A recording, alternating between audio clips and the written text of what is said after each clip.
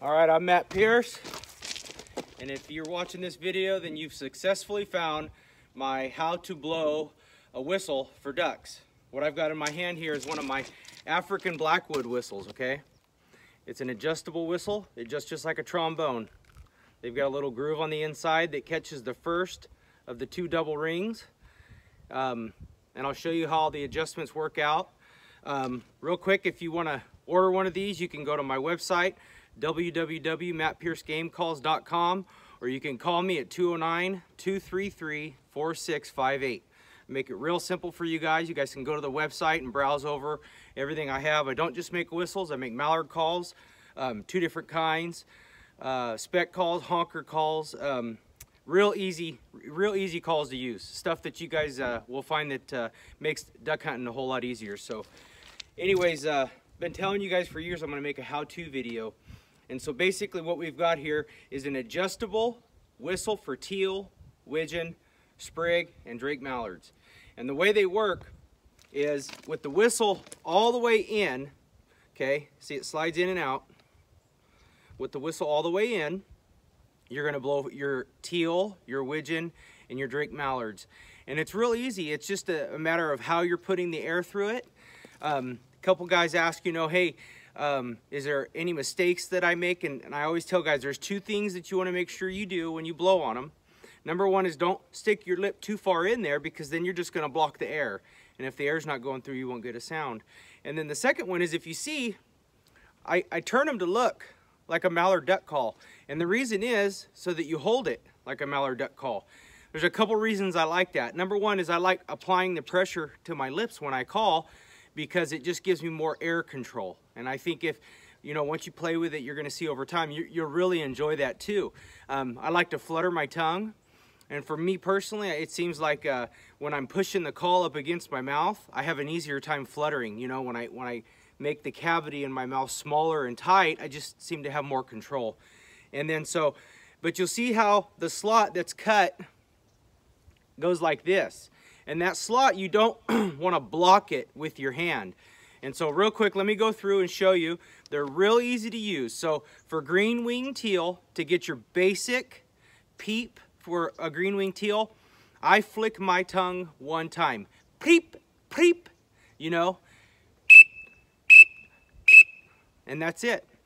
Some guys, I can be known to call aggressive, you know, when it comes to teal.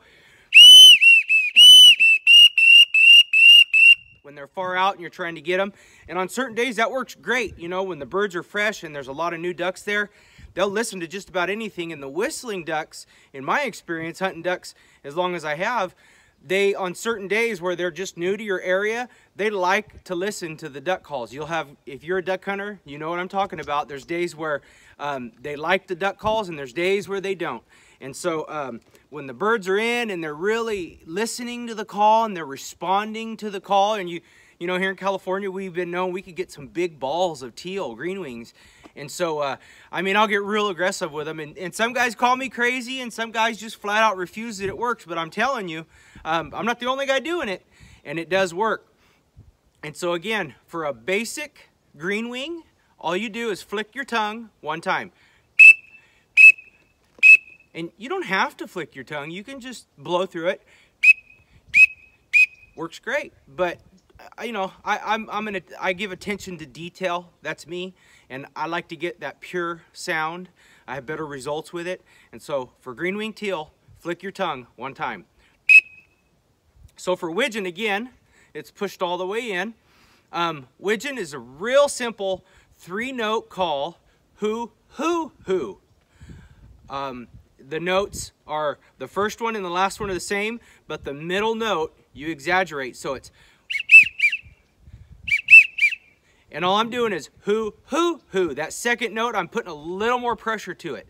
Who, who, who, who, who, who. Okay, if you want to get a little more advanced with the widgeon, I'm sure if you've been hunting around a lot of widgeon before and you get a big group of them coming in, you'll hear that they can sometimes be real vocal. And so what I'll do is bounce the who, and it's hoo, hoo, hoo, hoo, hoo, hoo. And I've had experience where, you know, you'll get them excited, and I've had groups of widgeon lock up on that.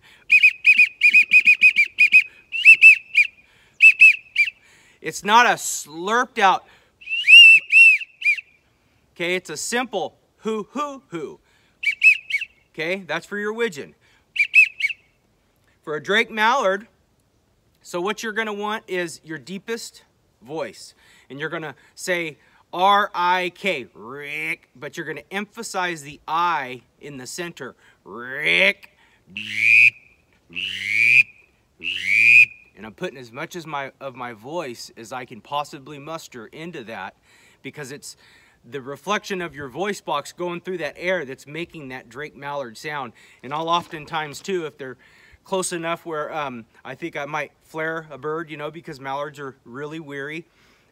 Notice that cut goes this way, and for the Drake Mallard, and then I'll show you in a minute for the pintail, I will oftentimes create a backstop on the top of the call. And so you've got that slope there, and the air comes out like this, and I will backstop so the air hits the inside of my hand.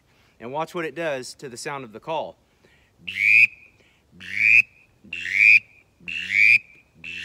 Gives it that kind of a hollow Drake Mallard. So again, it's rick, kind of like a frog, you know, but not a ribbit. It's rick, rick, rick. Okay, so that's for your Drake Mallard. So for the pintail, I blow two different kinds of pintail. Some guys like a deeper pintail. Some guys like a little higher pitch. The whistle will do either one. On a real windy day, you'll catch me, if I'm trying to get a pintail's attention, I will blow a little higher pitch call because it seems to cut through the air a little bit better. And so you'll pull out the whistle and you'll feel that little notch in there on the inside, and it'll catch that. Or you can just pull it out where you can just about see the O-ring. And then you'll flutter your tongue. You have to flutter your tongue with these whistles to make the pintail sound. And that sounds great, but again, to get that realistic sound that I desire of that hollow pintail sound, I'll backstop that air as it comes out. The air's coming out and I can feel it cusping the inside of my hand. And so how that's done is right at the top of that call, right where that indentation that I cut in them starts, I'll put my hand right there, right where it starts, not covering the hole, but right in the back of that indentation, and I'll flutter my tongue and watch the hollowness that it adds to the sound of that call.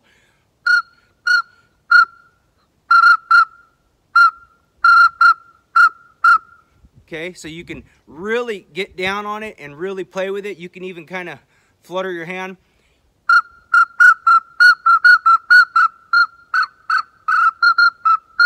Okay, and again, if you want a little higher pitch pintail, just push it in a little bit. A little bit deeper, you can pull it out with the ring just a little exposed. Okay, really, really great call. I've had guys tell me that they, I don't get to shoot a lot of quail, but I've been told that they do a pretty good quail. And that's just done with the stopper just about in the middle of the call. Okay, I had a buddy of mine that I was hunting with the other day, and he was calling gadwall with it. And all he was doing was just grunting, little quick grunts. And we were actually getting the gadwall to kind of, you know, give us a listen, and they were getting a little closer in on us. That's a new one for me. I'm still kind of trying to refine that one, but it's just that quick little and you can put your hand over it again and cusp the air. Okay? And that's pretty much what I'm comfortable telling you they'll do. I've had other guys tell me, you know, hey, I'm doing this with it, I'm doing that. That's great. If it ever has any kind of an issue where the thing won't slide, all I'm doing is I'll take a little chapstick and I'll apply it to the rings. And boy, you do that and it just slides right in and out every time. You'll never have any problem with it. But again, you can go to my website, mattpiercegamecalls.com, or give me a call, 209-233-4658. I've got a lot of different options available on the website, wood, stabilized woods, a lot of acrylics that I'm doing now. You guys are going to love them. Thanks a lot.